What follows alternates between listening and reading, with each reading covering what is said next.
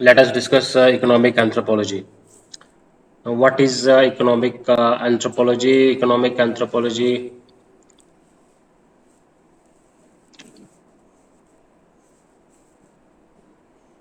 Basically economic की study करता है। जो प्रिमिटिव सोसाइटीज़ हैं, not only primitive societies but contemporary societies के इकोनॉमिक सिस्टम को भी एंथ्रोपोलॉजी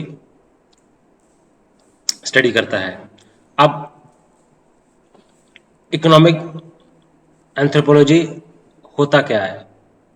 इकोनॉमिक एंथ्रोपोलॉजी में हम क्या करते हैं, ह्यूमन बिहेवियर को हम ऐसा ह्यूमन बिहेवियर जिससे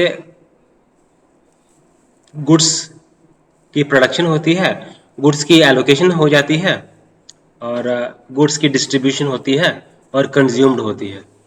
ठीक है, तो कंजप्शन को हो, प्रोडक्शन को हो, डिस्ट्रीब्यूशन को हो, तो ये सारा जो है इकोनॉमिक ऑर्गेनाइजेशन में इंक्लूड होता है। तो इसकी ठीक है, तो अब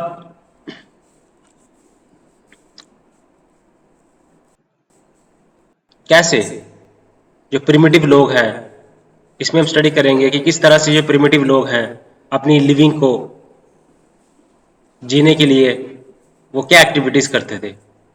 ठीक है, तो अब बील्स एंड हॉइजर की डेफिनेशन को मैं कोट करूंगा। इन्होंने कहा इकोनॉमिक एंथ्रोपोलॉजी स्टडी करती है गुड्स एंड सर्विस की प्रोडक्शन को और डिस्ट्रीब्यूशन को और कंजप्शन को। ठीक है, बील्स एंड हॉइजर ने डेफिनेशन दी थी। ओके, अब स्कोप क्या है एंथ्रोपोलॉजी का? तो एंथ्रोपोलॉजी में हम, इकोनॉमिक एंथ्रोपोलॉजी में हम जो एवोल्यूशन कैसे हुआ इकोनॉमिक सिस्टम का वो हम स्टडी करते हैं। हम प्रिमिटिव इकोनॉमीज को स्टडी करते हैं, हम पीसेंट की इकोनॉमीज को स्टडी करते हैं, हम एग्रीकल्चरल इकोनॉमीज को स्टडी करते हैं, इसमें हम अर्बन इकोनॉमीज को स्टडी करते हैं। ठीक है, हम बिजनेस एंथ्रोपोलॉजी का पार्ट है। ठीक है, तो अब एंटरप्रेन्योरशिप को स्टडी करते हैं कि एंटरप्रेन्योर्स प्रिमिटिव सोसाइटीज में कैसे एंटरप्रेन्योर्स काम करते थे, अब मॉडर्न सोसाइटीज में एंटरप्रेन्योर्स कैसे वर्क कर रहे हैं। ओके, तो ये सारा हम स्टडी करते हैं इकोनॉमिक एंथ्रोपोलॉजी। ओके, और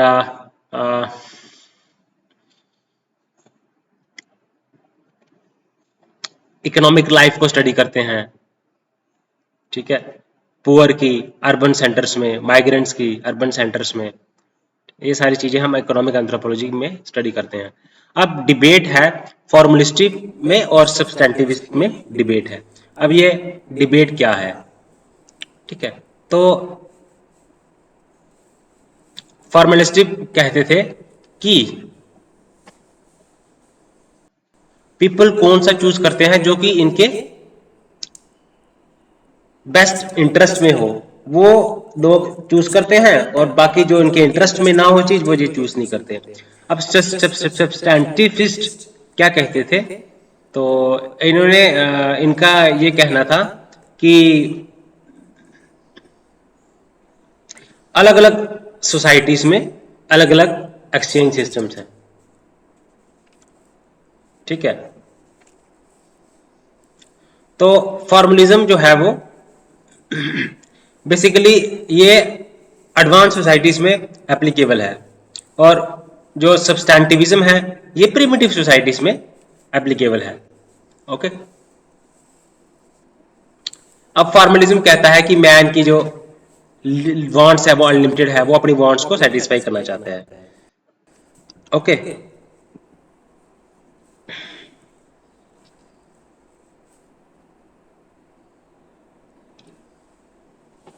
तो ये चीजें हैं फॉर्मलिस्टिक और इकोनॉमी में, ये फर्क है ब्रॉडली। तो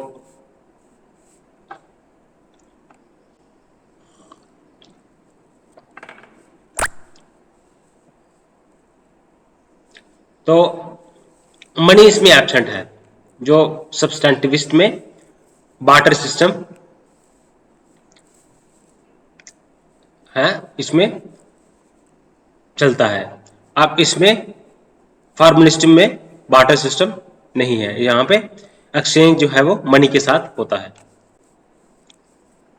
ठीक है,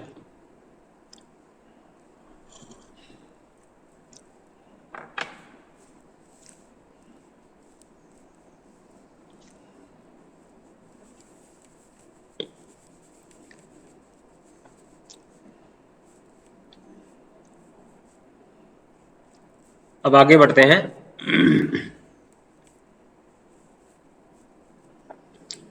अब इकोनॉमिक सिस्टम में क्या क्या होता है। इकोनॉमिक सिस्टम में मैंने बताया आपको, प्रोडक्शन होती है, डिस्ट्रीब्यूशन होती है, और क्या होता है, एक्सचेंज होती है, फिर कंजप्शन होती है। कंजप्शन भी इसी का ही पार्ट है। अब प्रोडक्शन पहले डिस्कस करते हैं। प्रोडक्शन में क्या क्या आता है। एक आता है फूड कलेक्शन आ जाता है, फिर या फिर फूड प्रोडक्शन आ जाता है। फूड कलेक्शन कैसे होता है, हंटिंग गैदरिंग से, ठीक है ना, और फिशिंग से। फूड प्रोडक्शन कैसे होता है, एग्रीकल्चर से, हॉर्टिकल्चर से, ठीक है, पेस्ट्रोलिज्म से। ओके, ठीक है, तो हम प्रोडक्शन को डिफाइन करते हैं। प्रोडक्शन इज डिफाइंड एज, इसमें हम वेरियस मोड्स, कैसे गुड्स को प्रोड्यूस किया जाता है। ठीक है, अब फूड कलेक्शन का मैंने बताया कि इसमें फूड कलेक्शन आता है। अब फूड कलेक्शन कहाँ कहाँ पे है अभी भी, ये बुशमैन अभी भी फूड कलेक्शन का काम करते हैं। एस्किमोस, नॉर्थ अमेरिका में जो एस्किमो है, ठीक है, ये भी फूड कलेक्शन का काम करते हैं। बुशमैन फूड कलेक्शन का काम करते हैं। ओके, और हम मैं बताऊं आपको, ग्रेट अंडमानीज फूड कलेक्शन का काम करते हैं। अब हंटिंग्स, हंटिंग में मैं आपको बताता हूँ, बिरहोर्स जो है ना बिहार में, वो हंटिंग का काम करते हैं। ठीक है, और दूसरे पिग्मीज जो है सेंट्रल अफ्रीका के, वो, एक आपने इंडियन ट्राइबल सोसाइटी की एग्जांपल दे देनी है, एक इंटरनेशनल ट्राइबल सोसाइटी की एग्जांपल दे देनी है। तो देखो, इसमें एक तो ग्रेट अंडमानीज हैं इंडिया में, और पिग्मीज हैं, वो क्या करते हैं, हंटिंग करते हैं। और मैंने गैदरिंग में क्या क्या बताया, एस्किमो है वो गैदरिंग करते हैं, ठीक है, और बिरहोर्स हैं बिहार के, वो गैदरिंग करते हैं। बुशमैन है वो क्या करते हैं, गैदरिंग करते हैं। ग्रेट अंडमानीज भी कलेक्शन करते हैं। अब हंटिंग करते हैं बिरहोर्स, ठीक है ना। आप फिशिंग की बात करें, कोलिस जो है वो फिशिंग करते हैं, ठीक है। अब फूड कलेक्शन है क्या बेसिकली, हम फूड कलेक्शन में बेसिकली हम क्या करते हैं, जो नेचुरली अकरिंग सोर्सेस है, प्लांट्स हो गया, एनिमल्स हो गए, तो हम क्या करते हैं, वहां से फूड को सिक्योर करते हैं, ठीक है ना। तो डोमेस्टिकेशन ज्यादा सिग्निफिकेंट नहीं होती इसमें। तो ये ओल्डेस्ट सर्वाइवल स्ट्रेटेजी है, ठीक है ना। तो मैंने बताया अंडमानीज ट्राइब्स हैं, लाइक द ओंजिस हैं, जरावास हैं, ऑस्ट्रेलियन अबोरिजिन्स हैं, वो क्या करते हैं, फूड प्रोटेक्शन करते हैं। ठीक है, अब आगे बढ़ते हैं।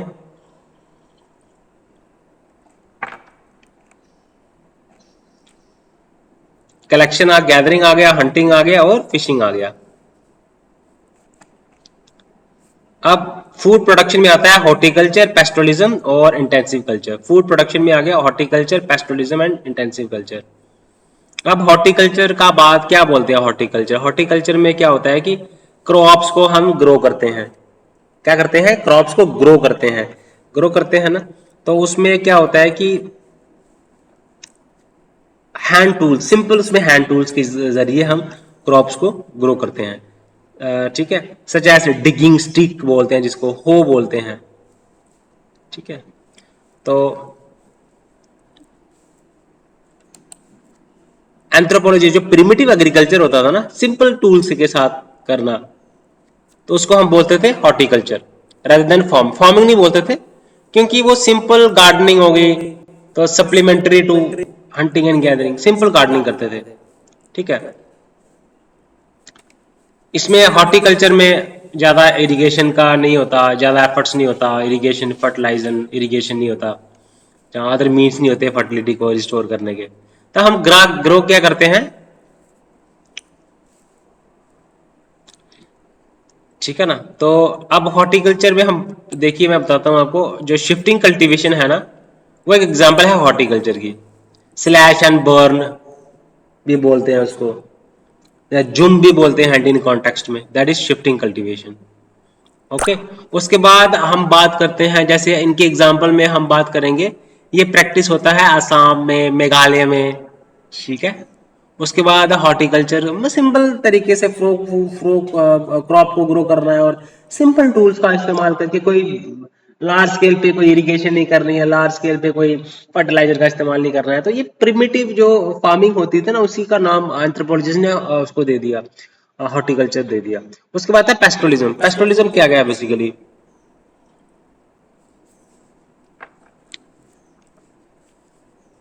इसमें हम क्या करते हैं, डोमेस्टिकेटेड एनिमल्स को की हर्डिंग करते हैं, ठीक है। जहां पे एग्रीकल्चर नहीं है, वहां पे ग्रास लैंड है ना, एरिड हैबिटेट है, ठीक है ना। तो पेस्टोरल सोसाइटी क्या करते हैं, वो एक जगह टिक के नहीं रहते हैं, वो नोमैडिक होते हैं। ओके, जैसे बकरवाल्स हो गए, तो ये क्या है, पेस्टोरल नोमैडिक कम्युनिटी है। तो ये कहाँ रहते हैं, हायर एल्टीट्यूड्स में रहते हैं, हिमालयास में रहते हैं, पीर पंजाल रेंजेस में रहते हैं, ठीक है। तो क्या करते हैं, ये अपने शीप्स को हायर माउंटेन्स रीजन्स में ले जाते हैं, ठीक है ना। तो वो काफी जर्नी के बाद वहां पहुंचते हैं, ठीक है ना। तो ग्रेजिंग लैंड्स का ये इस्तेमाल करते हैं। तो क्या है पेस्टोलिज्म, पेस्टोलिज्म बेसिकली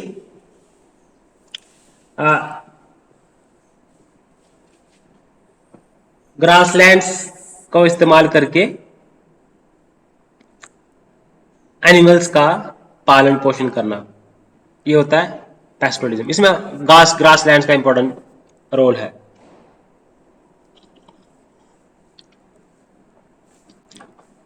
जहां पे डिवीजन ऑफ लेबर भी है, मैन हार्डिंग करता है,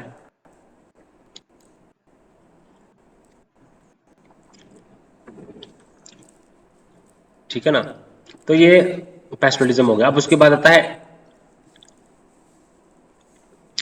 एग्रीकल्चर। एग्रीकल्चर क्या होता है कि वो कल्टीवेशन करता है, इंटेंसिव कल्टीवेशन करता है फील्ड्स को, ठीक है। तो वैरायटी ऑफ टेक्निक्स को अडॉप्ट करता है, फर्टिलाइजर को अडॉप्ट करता है, इनऑर्गेनिक फर्टिलाइजर को अडॉप्ट करता है, ऑर्गेनिक फर्टिलाइजर को अडॉप्ट करता है, ठीक है ना। ट्रैक्टर को इस्तेमाल करता है, हम्बल प्लॉ को इस्तेमाल करता है, ठीक है ना।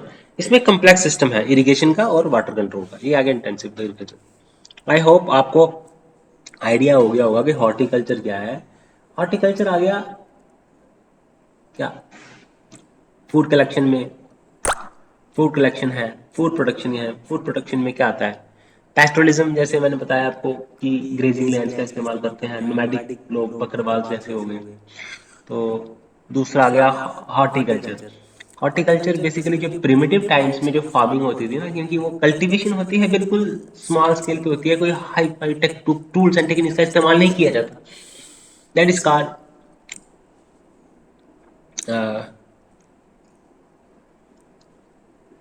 दिस, ठीक है, हॉर्टिकल्चर।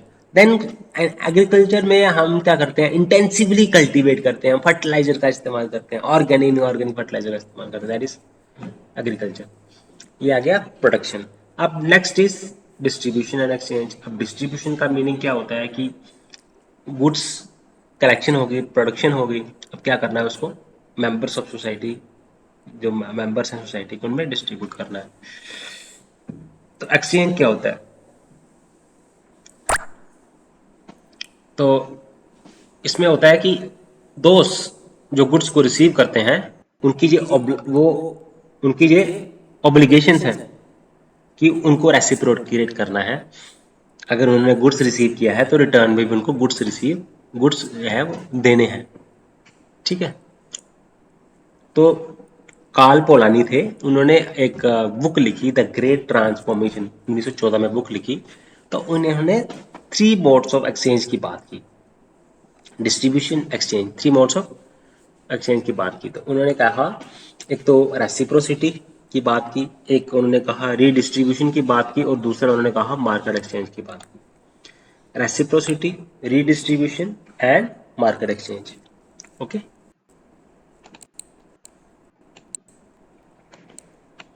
तो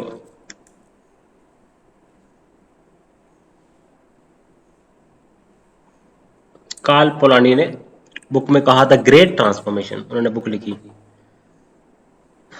डिस्ट्रीब्यूशन के लिए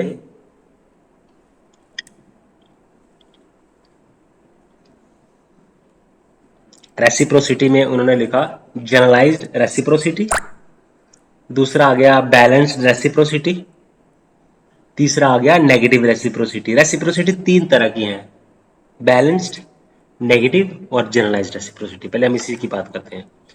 तो रेसिप्रोसिटी क्या है? ये एक एक्सचेंज का प्रोसेस है, ठीक है। तो जैसे जो इकोनॉमीज, प्रिमिटिव इकोनॉमीज होती हैं, वहां पे भी एक्सचेंज होता है। तो मार्केट इकोनॉमीज में, नॉन मार्केट इकोनॉमीज आप कह लीजिए, तो रेसिप्रोसिटी में रिस्पॉन्स होना चाहिए। ये नहीं है कि इक्वल, कोई मैथमेटिकल इक्वालिटी नहीं है जरूरी, ठीक है।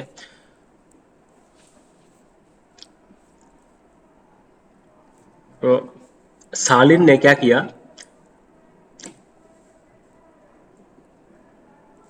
3 तरह की रेसिप्रोसिटी की बात की। जनरलाइज्ड रेसिप्रोसिटी, जनरलाइज्ड रेसिप्रोसिटी क्या होता है? इसमें इट इन्वॉल्व, जैसे आप गिफ्ट देते हैं किसी को, तो हम क्या करते हैं, हम इमीडिएट रिटर्न की एक्सपेक्टेशन नहीं रखते हैं। That is called generalized reciprocity. तो हम पढ़ क्या रहे हैं? हम पढ़ रहे हैं डिस्ट्रीब्यूशन एंड एक्सचेंज। एक्सचेंज में हम पढ़ रहे हैं रेसिप्रोसिटी। तो रेसिप्रोसिटी में हम क्या पढ़ रहे हैं? Generalized reciprocity. इसमें हम क्या करते हैं, हम गुड्स देते हैं, लेकिन हम इमीडिएट रिटर्न एक्सपेक्ट नहीं करते। जैसे हम किसी को गिफ्ट दे देते हैं, तो हम इमीडिएट रिटर्न एक्सपेक्ट नहीं करते,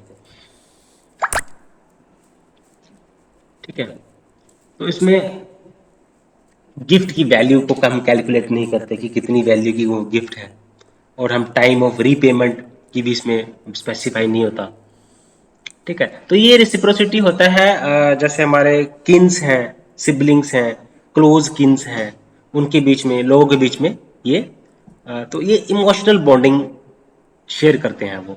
ऐसी इमोशनल बॉन्डिंग होती है पेरेंट्स में, चिल्ड्रन में, सिबलिंग्स के बीच में, फ्रेंड्स के बीच में, ठीक है। तो उसका आ गया balanced and symmetrical reciprocity. Balanced reciprocity होती क्या है, ठीक है, ये तब होती है when someone gives to someone else, ठीक है। कोई दूसरे को कुछ देता है और एक्सपेक्ट करता है फेयर एंड टेंजिबल रिटर्न। वो एक्सपेक्ट करता है कि हमें फेयर रिटर्न होना चाहिए। इक्वल रिटर्न चाहे ना हो, वैल्यू मतलब इक्वालिटी ना हो, लेकिन एक्सपेक्ट करता है कि मेरे को भी रिटर्न, फेयर रिटर्न जो है वो मिलना चाहिए। तो एक एक टाइम पे और प्लेस पे और स्पेसिफाइड अमाउंट।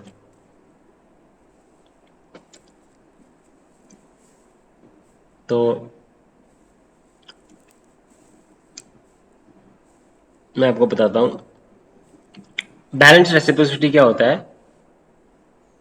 वेजिटेबल्स को, जो सरप्लस वेजिटेबल्स हैं, वो लोकल मार्केट में बेचे जाते हैं for money, like Papua new Guinea reciprocity, ठीक है। तो अब क्या करते हैं कि सेरिमोनियल फेस्टिवल, एक होता है पॉटलैच। पॉटलैच क्या होता है? एक सेरिमोनियल फेस्टिवल होता है। तो नॉर्थ अमेरिका ग्रुप्स में,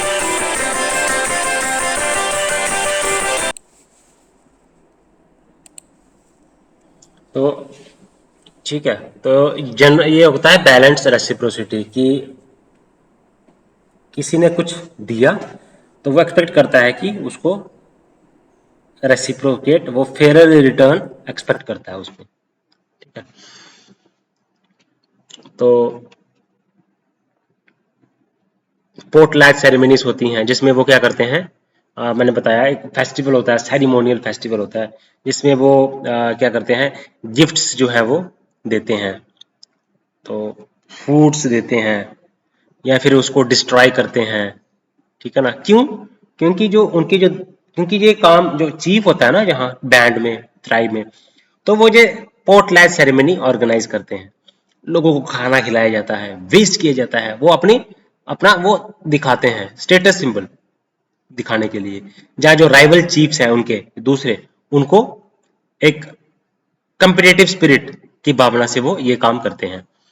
तो अब देखा जाए उसके बाद ये आ गया बैलेंस रेसिप्रोसिटी। अब बैलेंस रेसिप्रोसिटी ट्राइब्स में भी देखा जाता है, ओरवान में है, मुंडा में, हो में है, खरिया में है ना। तो ये क्या करते हैं कि ये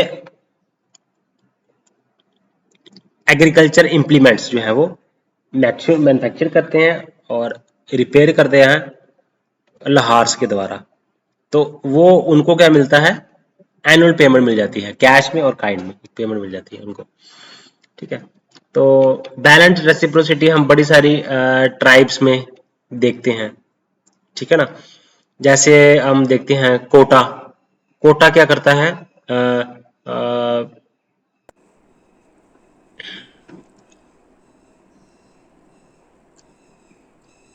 कोट्स बनाता है, ठीक है, नाइफ्स बनाता है, ठीक है। तो ये क्या करते हैं, दूसरे कम्युनिटीज जैसे टोडास हो गए, टोडास क्या करते हैं, इनको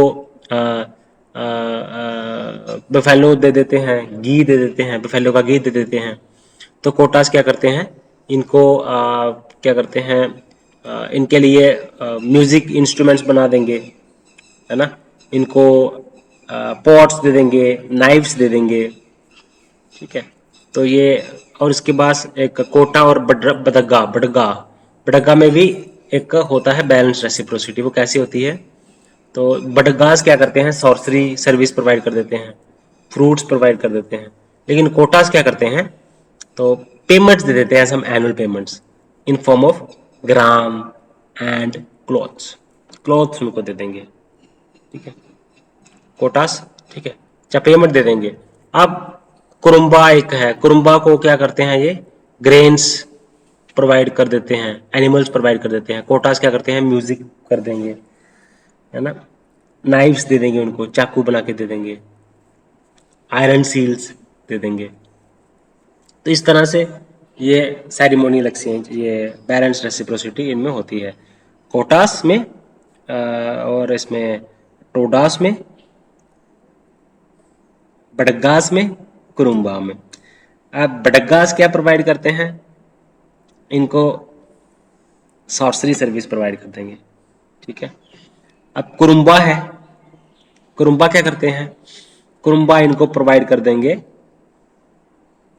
एनिमल्स, ग्रेन्स प्रोवाइड कर देंगे। और ये जो कोटास हैं ये क्या कर देंगे, उनको प्रोवाइड नाइफ्स दे देंगे, है ना, और उनको म्यूजिक सेरेमनी पे म्यूजिक सेरेमोनियल म्यूजिक दे देंगे, म्यूजिक सर्विस प्रोवाइड कर देंगे, नाइफ्स प्रोवाइड कर देंगे, कौन, तो उसके बाद टोडास बफेलो घी दे देंगे, और कोटास क्या करेंगे, इनके लिए पोट्स बना देंगे, नाइफ्स दे देंगे, ठीक है, ये पेमेंट भी दे देंगे, ठीक है। तो ग्राम दे देंगे, क्लॉथ्स दे देंगे, ठीक है ना, ग्रेन दे देंगे, एनिमल्स दे देंगे, ये सब चीजें इनमें होती है। अब आता है नेगेटिव रेसिप्रोसिटी। नेगेटिव रेसिप्रोसिटी क्या होता है कि इसमें भी एक्सचेंज होता है, देखो एक्सचेंज हुआ गुड्स एंड सर्विस का, लेकिन होगा क्या कि हर एक जो पार्टी है वो उनकी कोशिश होती है कि वो प्रॉफिट करें exchange, each party intends to profit from the exchange, ठीक है, often at the expense of the other. जैसे नवाजो हैं, ठीक है, नवाजो क्या करते हैं, तो ये इनमें नेगेटिव रेसिप्रोसिटी ये करते हैं। तो ये क्या करते हैं, इनका काम डिसीव करना, ठीक है। फॉरेन ट्राइब के साथ जब ये ट्रेड करते हैं ना, तो ये डिसीव करते हैं उनको, और ये इट इज मॉरली जो है वो एक्सेप्टेबल भी है, it is considered morally acceptable. कौन? ये नेगेटिव रेसिप्रोसिटी नवाजो करते हैं, ये फॉरेन के साथ ट्रेड करेंगे तो उनको डिसीव करेंगे, तो और ये मॉरली एक्सेप्टेड है सोसाइटी में।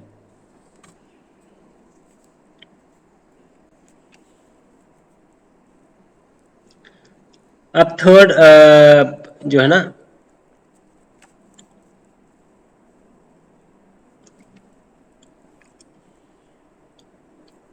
ये ट्राइबल के बीच में तो इंट्रा ट्राइबल भी, ट्राइबल के अंदर तो ये चीज है नहीं, या फिर इंटर ट्राइबल इकोनॉमिक एक्सचेंज में नहीं है।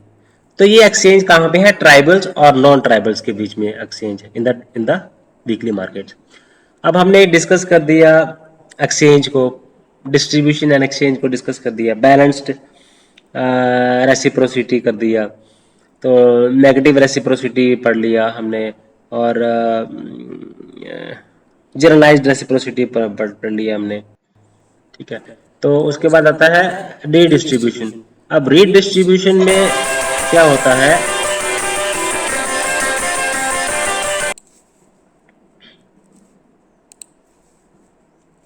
Then redistribution. अब रीडिस्ट्रीब्यूशन में होता क्या है, पहले तो इकट्ठा होता है सारा का सारा गुड्स एंड सर्विस, अकोमोडेशन होता है, फिर उसके बाद क्या होता है कि आगे फिर वो डिस्ट्रीब्यूशन किया जाता है अपने सोसाइटी में या अपने सोशल ग्रुप्स में, ठीक है। तो इसमें एक सेंट्रलाइज्ड पॉलिटिकल मैकेनिज्म होता है जो काम करता है कलेक्शन का और डिस्ट्रीब्यूशन का, जो कि कोऑर्डिनेट करता है, ठीक है। तो उसके बाद आता है मार्केट एक्सचेंज।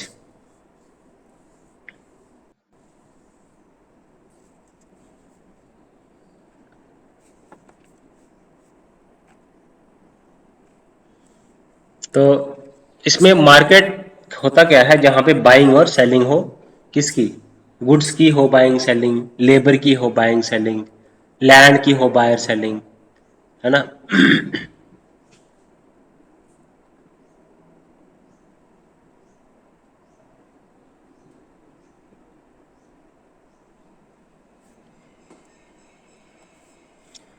अब दूसरा, अब उसके बाद आता है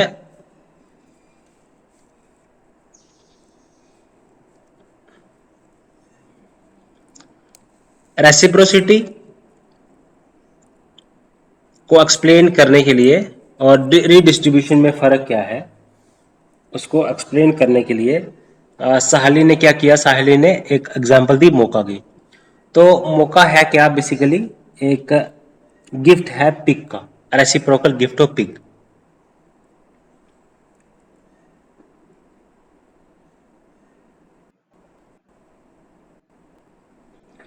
तो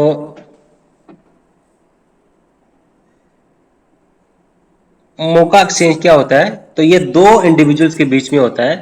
तो हर एक का एम होता है कि ज्यादा देना है, to give more than they receive, ज्यादा देना है जितना उन्होंने रिसीव किया, ठीक है। तो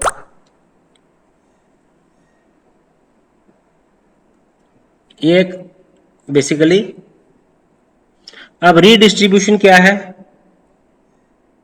तो रीडिस्ट्रीब्यूशन को हम ऐसे भी बोल सकते हैं,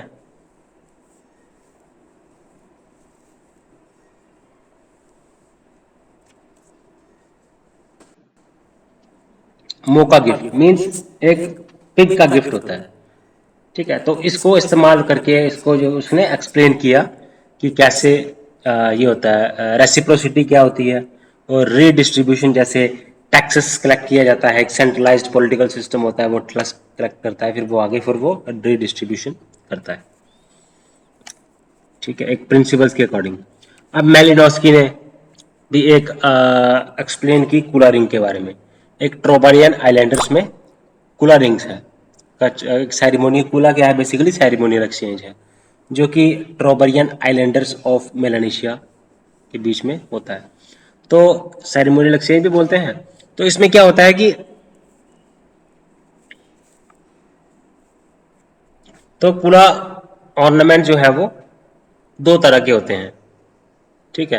तो एक होता है disc necklace, shell disc necklace, ठीक है। सौ लावा इसको बोलते हैं, सौ लावा, सौ लावा।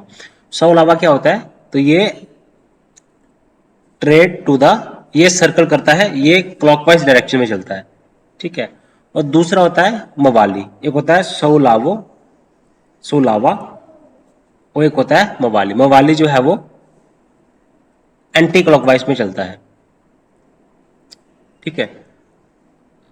जो सोलावा होता है वो दिया जाता है लेफ्ट हैंड से, और ये चलता है क्लॉकवाइज डायरेक्शन में। मवाली होता है ये राइट हैंड से दिया जाता है, और ये चलता है एंटी क्लॉकवाइज डायरेक्शन में, ठीक है।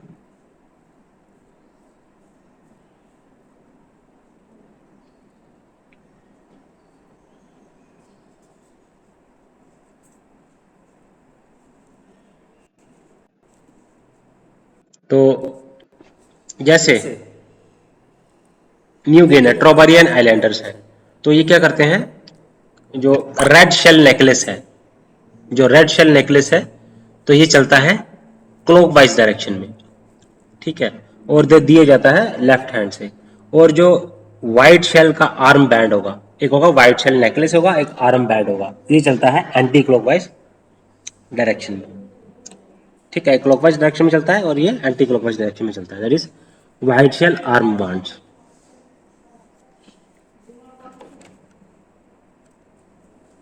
तो अगर ओपनिंग गिफ्ट अगर आर्म बैंड है, तो क्लोजिंग गिफ्ट जो होगा वो नेकलेस होगा, एंड वाइस वर्सा। तो ये एग्जांपल दी है एक्सप्लेन करने के लिए रेसिप्रोसिटी को, रीडिस्ट्रीब्यूशन का। पॉटलैचेस क्या है, पॉटलैच बेसिकली ये कहाँ पे प्रैक्टिस किया जाता है, ये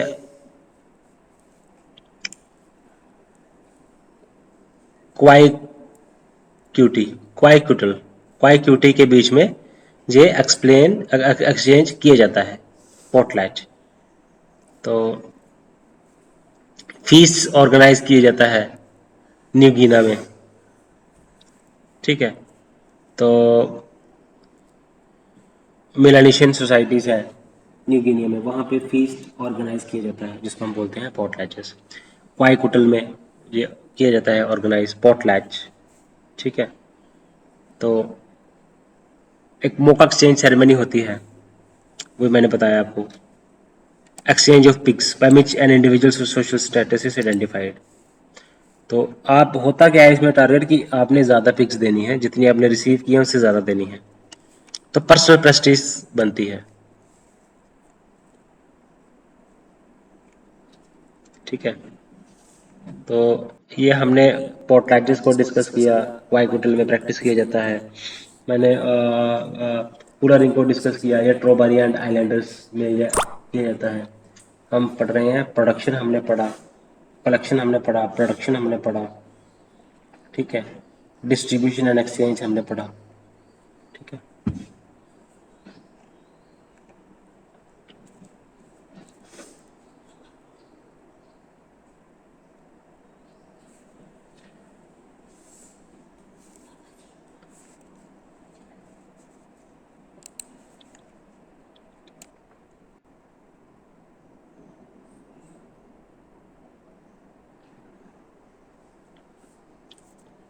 अब ट्राइबल इकोनॉमी क्या चीज़ है, अब ट्राइबल की इकोनॉमी को स्टडी करेंगे। इकोनॉमी का आपको आइडिया हो गया होगा, प्रोडक्शन होती है इसमें, कलेक्शन होती है, प्रोडक्शन होती है, डिस्ट्रीब्यूशन होती है, रीडिस्ट्रीब्यूशन होती है ना। बड़े सारी सेरेमनीज के बारे में बताया मैंने, ठीक है। कूला रिंग है, पॉटलैचेस है, ठीक है। तो एलपी विद्यार्थी ने क्या कहा, ट्राइबल इकोनॉमी, एलपी विद्यार्थी एंड वीके राय, इन्होंने ट्राइबल इकोनॉमी को एक्सप्लेन किया। तो इन्होंने कहा कि ये जो इनकी इकोनॉमी है ये फेयर जंगल के ऊपर बेस्ड है, फॉरेस्ट के ऊपर बेस्ड है, क्योंकि फॉरेस्ट के ऊपर से कलेक्शन करते हैं ये। ठीक है। अब हम मैंने कलेक्शन में आपको बताया था, एक तो था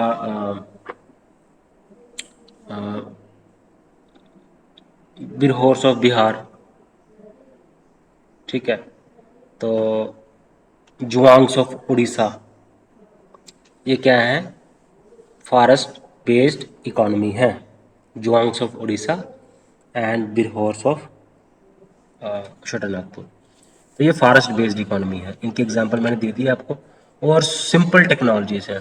तो जो प्रोडक्शन में या डिस्ट्रीब्यूशन में जो टेक्नोलॉजी सिंपल इस्तेमाल होती हैं वो सिंपल होती हैं, इम्प्लीमेंट्स जो होते हैं, टूल्स जो होते हैं वो सिंपल होते हैं।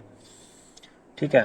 तो जैसे बिरहोर है, तो हंटिंग एंड गैदरिंग ट्राइब है, तो ये क्या करते हैं, सिंपल चाकू का इस्तेमाल करते हैं, नाइफ का इस्तेमाल करते हैं। ठीक है।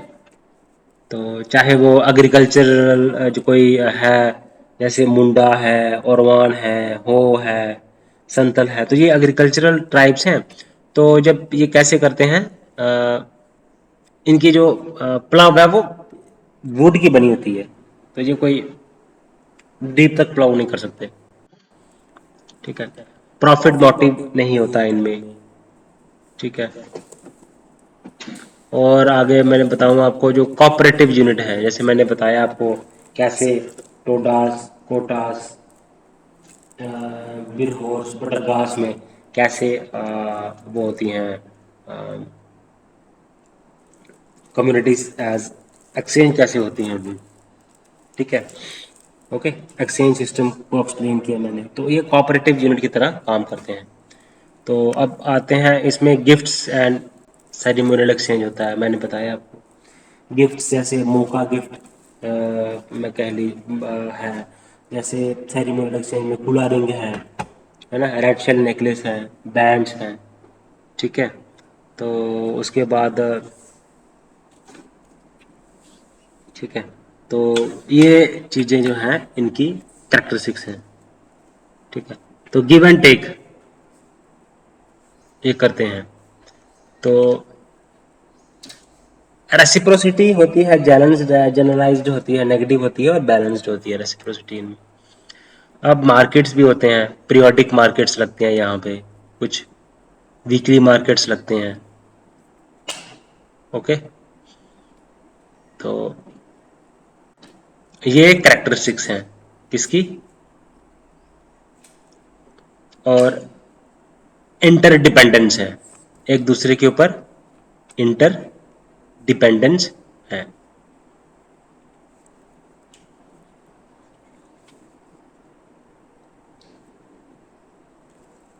तो हर्स्कोविट्स ने एक्सप्लेन किया कि किस तरह से जो 4 प्रिमिटिव ट्राइबल ग्रुप्स हैं वो इंटरडिपेंडेंट हैं।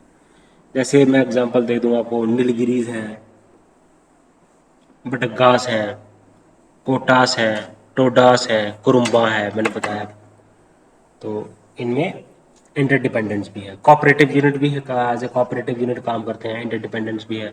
और इकोनॉमिक इंस्टीट्यूशंस की बात की, तो जो एग्रीकल्चरल ट्राइब्स हैं इंडिया के, तो एक लेबर अटैचमेंट मैं बताता हूँ, the institution of labour is known as differently among the land tribes. तो यूटिलाइजेशन ऑफ कैसे लेबर की यूटिलाइजेशन कैसे करनी है। ठीक है। तो लेबर को हम क्या बोलते हैं, डंगर, among the tribes of Jharkhand, और जो वेस्ट बंगाल में हमें बेगल बोलते हैं। ठीक है। तो इंस्टीट्यूशन, लेबर इंस्टीट्यूशंस होती हैं इनमें। ठीक है। तो जैसे लेबर इंस्टीट्यूशन है,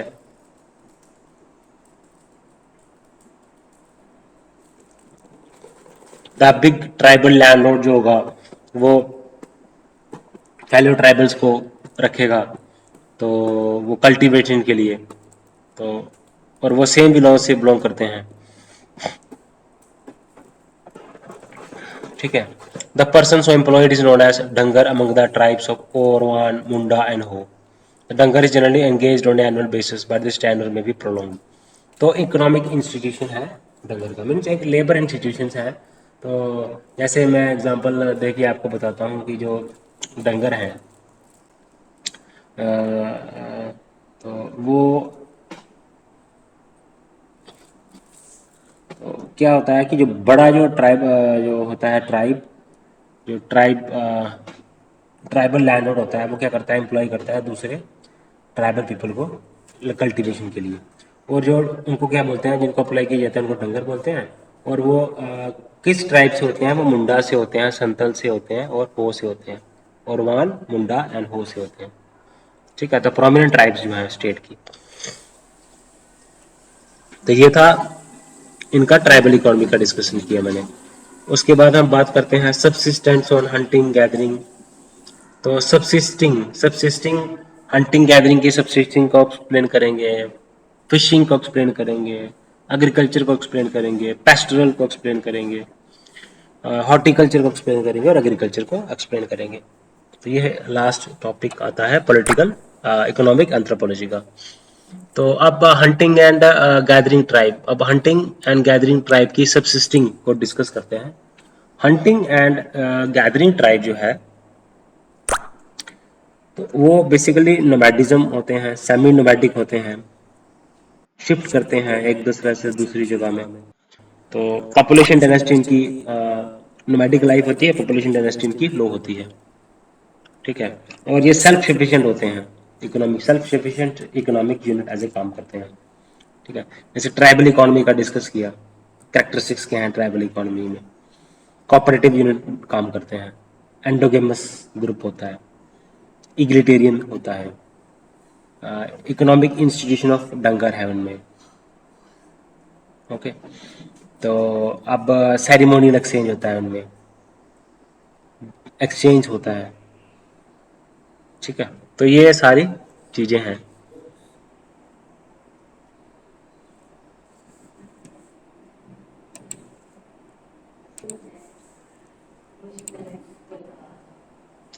तो सिंपल टेक्नोलॉजी होती है इनमें, है ना, फॉरेस्ट बेस्ड इकोनॉमी होती है ना। तो जितने भी फैमिलियल मोड ऑफ प्रोडक्शन है इनमें, जितने भी मेंबर्स होते हैं वो सारे काम करते हैं।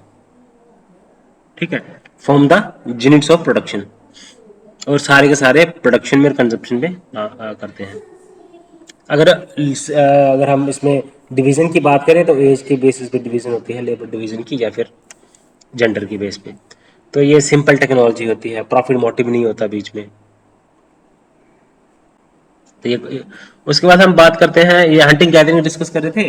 हंटिंग गैदरिंग जो है कौन सी है ये है हंटिंग गैदरिंग जो सबसिस्टिंग है ना, तो उस पर ये डिपेंड करते हैं। तो बेसिकली ये मैं बताऊंगा आपको, ये है बिरहोर्स ऑफ उड़ीसा, ठीक है, तो कडार्स ऑफ केरला, जुआंग्स ऑफ उड़ीसा और चंगचूस ऑफ आंध्र प्रदेश। तो ये जो ट्राइब्स हैं ऑनजिस ऑफ अंडमान निकोबार आइलैंड, ये हंटिंग एंड गैदरिंग ट्राइब्स हैं। तो फैक्टर्स ऑफ प्रोडक्शन में अगर हम बात करें, टेक्नोलॉजी देखें तो सिंपल टेक्नोलॉजी है। क्या होता है, स्पैरोस, ये स्पीयर्स और एरोस का इस्तेमाल करते हैं। लेबर डिवीजन, तो लेबर डिवीजन एज के ऊपर होती है, जेंडर डिवीजन की होती है ना। अ, तो लैंड ओनरशिप किस तरह से होती है, इसमें ये होता है कि कौन हंट करेगा और कौन गैदर करेगा। ठीक है, कैपिटल्स क्या होता है, सिंपल टेक्नोल्स टूल्स एंड टेक्निक्स होते हैं। ठीक है ना। तो उसके बाद हम बात करते हैं फिशिंग की। अब फिशिंग की कैरेक्टरिस्टिक्स क्या हैं, एग्जांपल्स क्या हैं फिशिंग। अब देखो मैं एग्जांपल देता हूँ, जो पोलिनेशिया में आइलैंडर्स है ना, सोलोमैन आइलैंडर्स इन पोलिनेशिया, ये एग्जांपल है फिशिंग इन कम्युनिटी ट्राइब। ठीक है, तो न्यू गिनिया में मैनूस है। अब देखो इनका ये भी एक सेल्फ सफिशिएंट इकोनॉमिक यूनिट है। तो इसमें भी ये भी हंटिंग एंड गैदरिंग सोसाइटीज होती हैं। तो लेकिन ये हंटिंग एंड गैदरिंग करते हैं एक्वेटिक इन्वायरमेंट में, ना कि टेरेस्ट्रियल इन्वायरमेंट में। तो जो हंटिंग है इनका सेडेंटरी लाइफस्टाइल होता है। ठीक है, तो सेल्फ सफिशिएंट होते हैं ये भी। पॉपुलेशन डेंसिटी इनकी हाई होती है, ऊपर वाले की लो देखी थी हमने। ठीक है ना, तो सरप्लस प्रोडक्शन है इनमें। ट्रेड है, ट्रेड भी करते हैं जी, ठीक है ना। तो डेंसिटी जब हाई होगी तो पॉलिटिकल लीडरशिप होगी।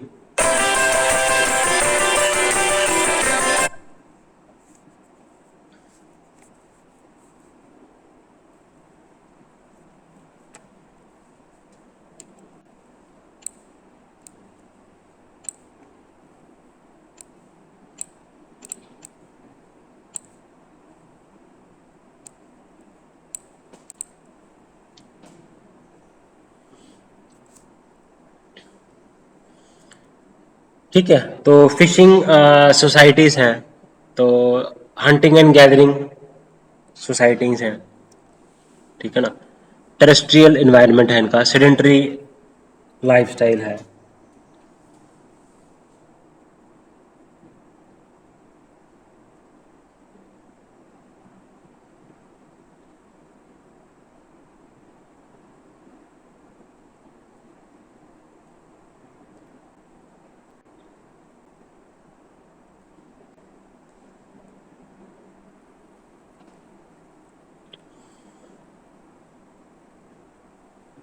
ठीक है, तो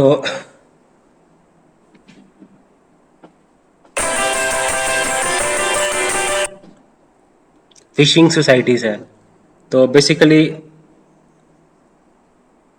इसमें पॉपुलेशन डेंसिटी हाई होती है और सेडेंटरी लाइफस्टाइल होती है। तो सिंपल इनमें टेक्नोलॉजी का इस्तेमाल होता है ना। तो ये एक्वाटिक इन्वायरमेंट में ज़्यादा एडजस्टिंग करते हैं।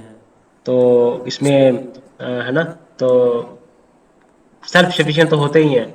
उसके बाद आता है फैक्टर्स ऑफ प्रोडक्शन में टेक्नोलॉजी की बात करें, तो टेक्नोलॉजी इनमें क्या होती है, सिंपल टेक्नोलॉजी होती है। सिंपल टेक्नोलॉजी का इस्तेमाल करते हैं, नेट्स का इस्तेमाल करते हैं, हुक्स का इस्तेमाल करते हैं, ट्रैप्स का इस्तेमाल करते हैं। अब डिवीजन ऑफ लेबर, ये भी इनकी भी लेबर डिवीजन जो है वो फैक्टर्स ऑफ प्रोडक्शन की बात करें तो डिवीजन ऑफ लेबर एज के बेस पे है। तो सिंपल टेक्नोलॉजी है। लैंड ओनरशिप, वही तो एरिया होता है इनका, मेरे इनकी ये एरिया, इस एरिया में हम फिशिंग करेंगे, ये एरिया इस एरिया में ग्रेजिंग करेंगे। तो कैपिटल में, इनमें कैपिटल में सिंपल, वहाँ ऊपर में तो सिंपल टूल्स थे, इसमें जो है वो कैपिटल जो है वो इसमें बड़े सारे बोर्ड का इस्तेमाल होता है। तो कैपिटल इन्वेस्टमेंट होती है इसमें, require capital large number of goods are used in fishing. अब उसके बाद करते हैं पेस्टोरल सोसाइटीज की क्या करेक्टरिस्टिक्स हैं, क्या फैक्टर्स ऑफ प्रोडक्शन है। तो पेस्टोरल सोसाइटीज की अगर हम बात करें तो पेस्टोरल सोसाइटीज है जो कि जैसे मैंने बताया आपको पहले भी, जो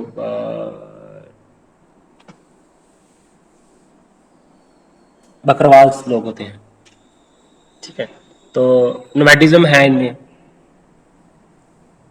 सेल्फ सफिशिएंट भी है इकोनॉमिक यूनिट्स, तो लो पॉपुलेशन डेंसिटी को सपोर्ट करते हैं ये। तो सिंपल जैसे nomadism, Todas of bills of Rajasthan, Todas of Nilgiri, ये पेस्टोरल सोसाइटीज हैं। तो नोमैडिज्म भी है, सेडेंटेरियनिज्म भी है, सेमी नोमैडिक भी है, इनमें है ये ट्रांसहिमेंट भी है। तो इनमें भी character self sufficient economic units हैं और सरप्लस ट्रेड है इनमें, ठीक है।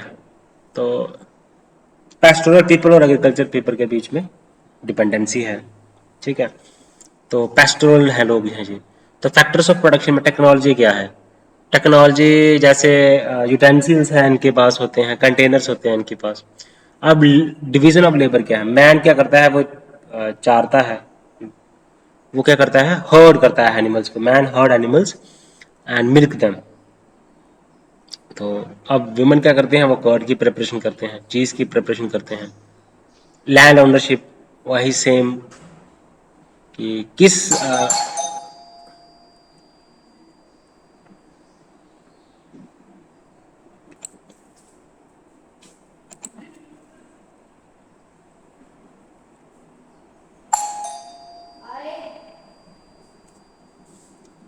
तो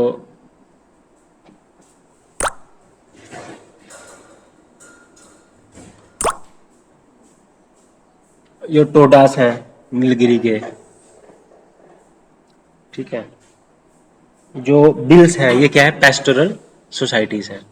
तो फैक्टर्स यूटेंसिल्स कंटेनर्स ये सारा डिस्कस किया। Division, land ownership area specify कर दिया जाता है कि इस एरिया में ये ग्रुप जो है वो ग्रेजिंग करेगा, ठीक है, लैंड की ग्रेजिंग करेगा। तो कैपिटल तो है, वो मेजर इन्वेस्टमेंट है इसमें, क्योंकि काउस बफेलोस एक कैपिटल है। उसके बाद हॉर्टिकल्चरल सोसाइटी, हॉर्टिकल्चरल सोसाइटी हो गया, मैंने बताया सिंपल फार्मिंग है, तो बड़ी लार्ज स्केल पे कल्टीवेशन नहीं है, कोई बड़ी टेक्नोलॉजी नहीं है, सिंपल वो टूल से वो कल्टीवेशन करते हैं।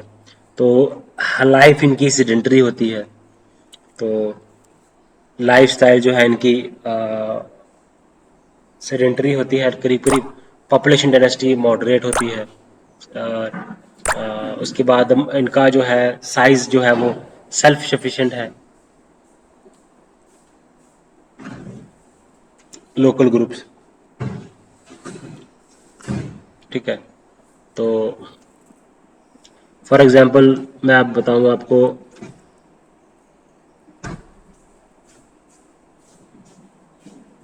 हॉर्टिकल्चर, होपी एंड रेड इंडियंस, ये दो ट्राइबल ग्रुप्स हैं जो कि पेस्टोरल हॉर्टिकल्चरिस्ट्स हैं, या फिर गौंड है, ये भी हॉर्टिकल्चरिस्ट है। सिंपल टेक्नोलॉजी है, कैपिटल इन्वेस्टमेंट भी, तो इनमें भी क्या सिंपल टूल्स ही होते हैं, ठीक है। डिगिंग स्टिक होती है, डिगिंग स्टिक याद रखना आप। उसके बाद ये भी सेक्सुअल डिफरेंस के बेस पे डिवीजन होती है लेबर की, ठीक है। तो लैंड ओनरशिप, तो किस तरह से लैंड ऑनरशिप अक्वायर होगा, किस तरह से वो वर्क करेंगे, लैंड की ऑनरशिप करेंगे, कैसे वो डिस्ट्रीब्यूट करेंगे, कैसे वो पास करेंगे, ये चीज़ें हम इसमें पढ़ते हैं, डिस्कस करते हैं। फैक्टर्स तो सिंपल तरीके से सारा सिस्टम चलता है। कैरेक्टरिस्टिक्स एंड, तो सेडेंटरी लाइफ स्टाइल है इनकी, sedentary means settled life style है, सिंपल टूल्स एंड टेक्निक्स है, डिगिंग स्टिक का इस्तेमाल करते हैं, और एग्जाम्पल आपको हॉर्टिकल्चरिस्ट की दे दी, होपी और रेड इंडियंस, तो ये एग्जाम्पल्स हैं हॉर्टिकल्चरिस्ट सोसाइटीज की,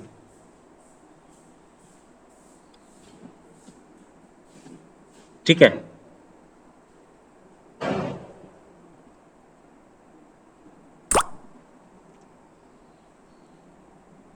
तो टेक्नोलॉजी इनमें क्या है, simple hand tool digging stick है इनमें, ठीक है। लैंड ओनरशिप, हॉर्टिकल्चरिस्ट जो होते हैं वो डिसाइड करेंगे कि कैसे फार्म लैंड को अक्वायर करना है, वो कैसे करना है, पास कैसे करना है, ठीक है। तो एग्रीकल्चरल सोसाइटीज़ हैं, तो horticultural society same self sufficient economic units हैं, सीडेंटरी लाइफस्टाइल है। तो कैपिटल, लेबर, टेक्नोलॉजी जो है वो कम्प्लेक्स टूल्स हैं, बड़े सारे मेथड्स हैं प्रोडक्शन के, division of labour based on age, sex and high degree of specialization, land ownership, तो इसके लिए रूल्स हैं कि किस तरह से एलोकेट करनी है, सेट ऑफ रूल्स हैं, तो कैसे एक्वायर करनी है लैंड, कैसे डिस्ट्रीब्यूट करनी है, कैसे पास करनी है, ठीक है। तो ये चीज़ें हैं फैक्टर्स ऑफ प्रोडक्शन में। सेडेंटरी लाइफस्टाइल है, सेल्फ सफिशिएंट इकोनॉमिक यूनिट्स हैं, सरप्लस भी है इनमें, और ट्रेड भी करते हैं, ठीक है। तो इसमें स्टेट सोसाइटीज़ में ऐसा होता है, और फुल टाइम जो है ना स्पेशलिस्ट होते हैं, पॉलिटिकल गवर्नमेंट पॉलिटिकल ऑफिशियल होते हैं जो कि रेगुलेट करते हैं, कंट्रोल करते हैं, फुल टाइम पॉलिटिकल एसोसिएशन होती हैं, फुल टाइम पॉलिटिकल ऑफिशियल होते हैं, ठीक है। तो ये है बेसिकली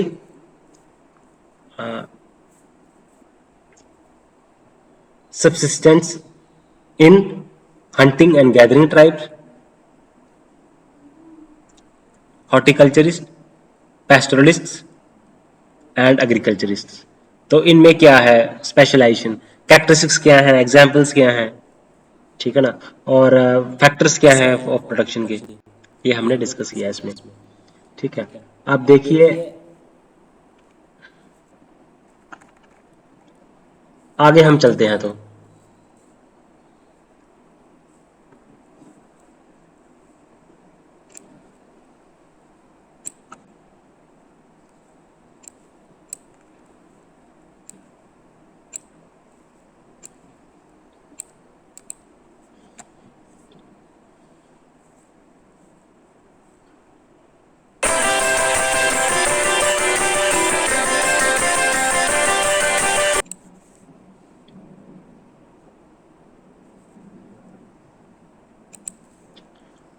अब ग्लोबलाइजेशन और इंडिजिनस इकोनॉमीज के ऊपर क्या क्या है, क्या रिलेशन है ना। हमने फीचर्स करे ट्राइबल इकोनॉमी के, हमने सारे डिस्कस किए, तो इनके नेगेटिव इम्पैक्ट्स क्या हैं, पॉजिटिव इम्पैक्ट्स क्या हैं।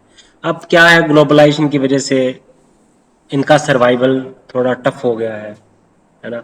एक्सटिंक्शन के चैलेंजेस हैं इनके, ठीक है। तो जो रिसोर्सेस हैं, फॉरेस्ट हैं, वो पहले इनका एसेंशियल कंपोनेंट होता था, अब फॉरेस्ट की डिस्ट्रक्शन हो रही है, इंडस्ट्रियलाइजेशन हो रही है, इनको डिस्प्लेस किया जा रहा है, लैंड एलिनेशन की प्रॉब्लम जो फेस कर रहे हैं, पॉवर्टी की प्रॉब्लम जो फेस कर रहे हैं उसकी वजह से।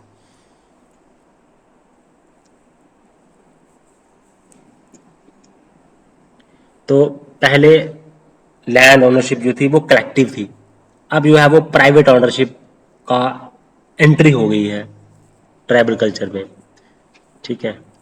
पहले डिस्ट्रीब्यूशन इक्वल तरीके से होती थी, लेकिन अब अनइक्वल डिस्ट्रीब्यूशन हो गई है, हिरार्कीज आना शुरू हो गई हैं। तो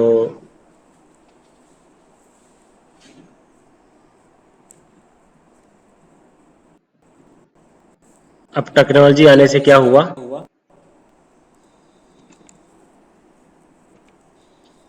अब पॉजिटिव इम्पैक्ट क्या हुए। तो क्या हुआ कि जैसे इनका जो आर्ट है ना ट्राइबल का, वो ग्रो हुआ है, उसको मोनेटाइज किया गया है। जैसे ग्लोबल जो वेरियस आर्ट फॉर्म्स है, मधुबनी पेंटिंग हो गई, है ना, वर्ली पेंटिंग हो गई, तो इनको एक पहचान मिली है। Traditional knowledge, digital library project of India, तो traditional knowledge digital library project of India, तो ये ट्रेडिशनल नॉलेज की जो डिजिटाइजेशन हो रही है ना। तो जैसे मेडिसिन प्लांट्स की जो इंफॉर्मेशन है इनके पास, वो डिजिटाइज की जा रही है, फार्मूलेशन को डिजिटाइज किया जा रहा है, और उसको फार्मूलेशन को इंडियन सिस्टम ऑफ मेडिसिन में उसको इस्तेमाल किया जा रहा है, ठीक है। तो अब है क्या इसका, इससे क्या हो रहा है कि जो ट्रेडिशनल नॉलेज है उसको प्रोटेक्ट किया जा रहा है, ताकि एक्सप्लॉइट ना हो जाए, किससे, अनएथिकल पेटेंट से या पायोपायरेसी से वो एक्सप्लॉइट ना हो जाए, ताकि उसको डॉक्यूमेंट किया जा रहा है इलेक्ट्रॉनिकली, और और उसको क्लासीफाई किया जा रहा है एज पर इंटरनेशनल जो पेटेंट क्लासिफिकेशन सिस्टम है, उसके अकॉर्डिंगली इनको प्रोटेक्शन दी जा रही है, ठीक है। तो पॉजिटिव इम्पैक्ट भी हुआ है और नेगेटिव इम्पैक्ट भी हुआ है, ठीक है। सो गाइस, चैनल को लाइक करें, सब्सक्राइब करें और शेयर करें गाइस। Thank you.